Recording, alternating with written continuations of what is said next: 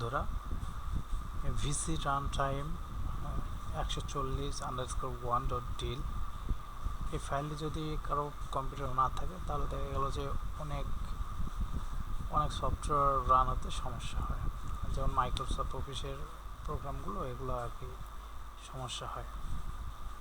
তো আমরা দেখি কীভাবে এটা সলভ করব। আমরা প্রথমে যে কোনো সার্চ বারে গিয়ে টাইপ করব vcruntime 140_1.dll। এই ক্লিক করার পর প্রথমে যে সার্চ বার আসবে,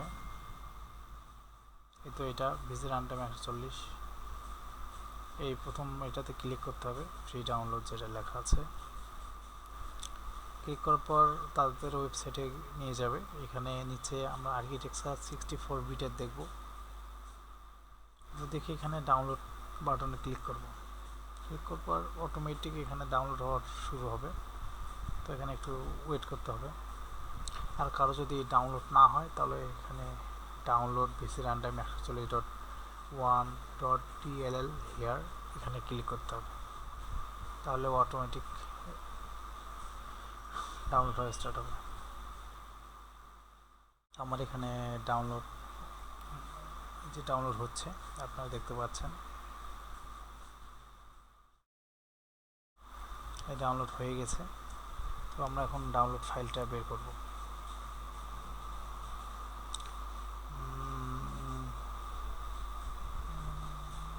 আমরা অবশ্য দেখতেছি ডাউনলোড ফাইলটা এখানে আসার কথা, কিন্তু প্রোগ্রামে গেছে কি এখন কম্প্রেসডে গেছে এটা আসলে আমি খেয়াল করিনি। তো আমার আগে থেকে একটা ফাইল ডাউনলোড করা আছে, তো আমরা ওখানে চলে যাচ্ছি।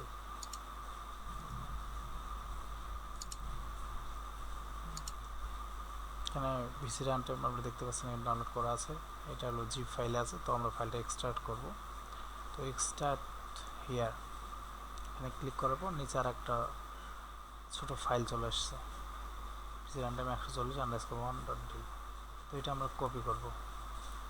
কপি করে কন্ট্রোল ডিস্কে যাব, যে এখানে উইন্ডোজ আছে এখানে যাব। উইন্ডোজে যাওয়ার পর সিস্টেম 32 আমরা এটা খুঁজে বের করব। এরপর এখানে আমরা সিস্টেম 32 ভেতরে এসে এখানে পেস্ট করে দেব।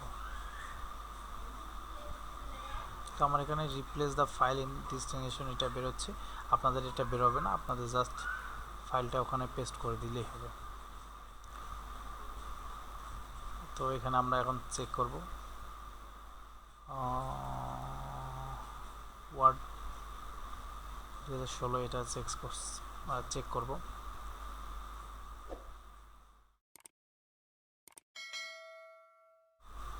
তো ভিডিও যদি ভালো লাগে তাহলে লাইক করবেন, চ্যানেলটি সাবস্ক্রাইব করবেন।